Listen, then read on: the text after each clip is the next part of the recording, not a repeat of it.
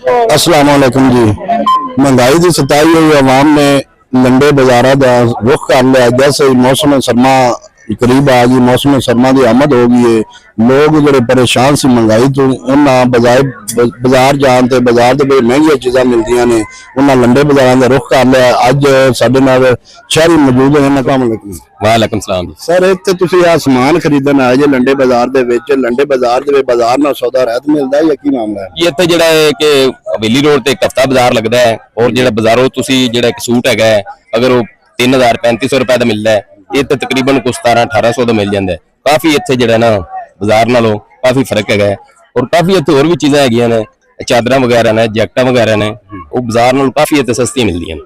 वालेकुम सलाम। तुसीं बाजार छड्डते ते लंडे बाजार दा रुख कीता, क्या ते चीज़ां सस्तियां मिलदियां ने? देखो ना बाजार लंडे बाजार रुख करीदा कि बाजार नाल जिस समान सस्ता मिलदा है।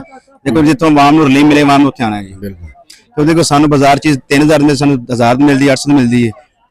इन्ना डिफरेंट है बाजार दा ते भाई देखो डिफरेंट इस तरह वो बाजार च बैठे ने, उन्होंने अपना मामलात जो भी तो कुछ चीज़ां ने कोई बाजार नाल बैठे लोग इन्हां दी 1000 रुपए सूट 700-800 मिलना है, आवाम ने लेके चला जाना है जी। जी साडे नाल दुकानदार हज़रात भी मौजूद ने। अस्सी अस्सलाम वालेकुम। वालेकुम सलाम। ये बाजार नाल इत्थे सस्ता चीज़ बेचदे पए जे? जी बिल्कुल, बाजार तो सस्ती चीज़ां मिल रही ने, आवाम की खिदमत ही है।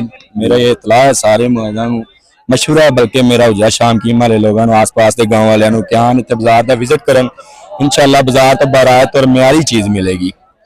कितना अरसा हो गया इत्थे लंडे बाजार दे दुकान लाने नूं? काफी अरसा हो गया जी, 2-3 साल हो गए ने माशाल्लाह। अल्लाह पाक दा शुक्र है, रोजी भी लाती है, लोग लैके भी जाते हैं, चीज़ां म्यार अच्छा है, प्रॉफिट भी ठीक है, अल्लाह पाक रोजी दे रहा है, लोगों की भी खिदमत हो रही है। जी वालेकुम सलाम। सरदार साहब, महंगाई की सताई हुई आवाम ने लंडे बाजार में रुख कर लिया, क्या इत्थे वाकई चीज़ां बाजार में बरात मिलदी ने? जी जी, बाजार नालों काफी कीमत का फर्क है ते म्यारी चीज़ां ने जी। कोई मेरा ख्याल है कि कोई ऐसी चीज नहीं जिहड़ी इत्थों ना मिलदी होवे, यानी कि हर चीज मिलदी ते बाजार नालों काफी राहत है जी इत्थे। शहरियों को की पैगाम दोगे? शहरियों को ये पैगाम देना चाहना है कि हफ्ते नूं इस बाजार का विजिट करना, हर हफ्ते वाले दिन बाजार लगदा है घर दे कोल, ते इत्थे विजिट करन तो इंशाल्लाह अच्छी म्यारी चीज उन्हां नूं मिलेगी। अस्सलाम वालेकुम। वालेकुम अस्सलाम। बाजार में तो बारात चीज़ें मिल रही हैं अल्हम्दुलिल्लाह। हमारा जो माल है कॉन्फिडेंस वाला माल है, ये दुकान वाला माल है। मिसल हमारा ताहिर शॉपिंग सेंटर है, मुजम्मल सेंटर दीपाल एक मशहूर ब्रांड है, तो उसी का माल हम बेचते हैं। वो अगर 3000 की है तो हम वही माल यहाँ 1200-1300 में देते हैं, यानी कि आधे से भी कम रेट पे होता है। वैरायटी क्वालिटी कोई कंप्रोमाइज नहीं करते हम उस पर। सर रेट में इतना डिफरेंट इसलिए कि उन्होंने दुकानों के किराए, मुलाजमीन, बिजली के बिल उन्होंने वहां से इसी प्रोडक्ट से निकालने होते हैं। हमारे यहाँ क्योंकि हमारा ये जो दुकान है इसका किराया भी मामूली है और इस पे जो हमारी को लागत भी इतनी ज्यादा, तो मामूली रेट पे जो है ना लोगों को खिदमत का मरकज ही बनाया हुआ हमने। लोगों से जो है ना वो कमाई नहीं करते थे, अच्छी सेल हो जाती है अल्हम्दुलिल्लाह। इस वजह से लोग भी हमारे पास जोक दर जोक आते हैं और ज्यादा से ज्यादा माल लेके जाते हैं। एक हफ्ते में एक दफा लगता है जी, एक दफा आता है, एक दफा आते हैं हफ्ते में। आप किसी और शहर में भी जाते हैं?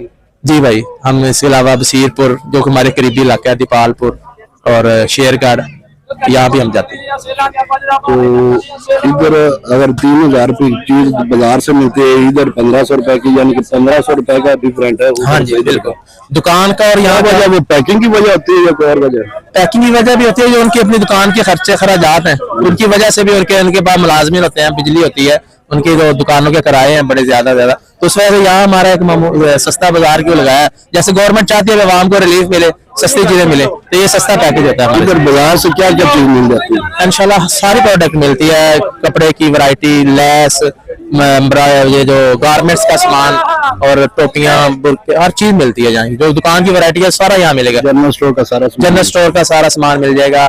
हम तो आम लफ्ज़ में अपने कस्टमर को कहते हैं ये एम्पोरियम माल है, जहाँ पे सारी वैरायटी मिलेगी आपको, हर चीज, जूता भी मिलेगा। अच्छा, इतने बाजार का कितना फर्क है? बहुत ज्यादा फर्क है जी, बहुत ज्यादा फर्क है। मैं देखा है भी साड़ी आवाम जी है ना, साडा बीबियां ने वो तकरीबन पूरा हफ्ता माल जमा कर देना, हफ्ते वाले दिन आ सारा माल खरीद जिम्मे इतने बड़ा मुफ्ती का माल मिलता है। इस तरह खरीदो फरोख्त हो रही होंगी है लंडे बाजार के।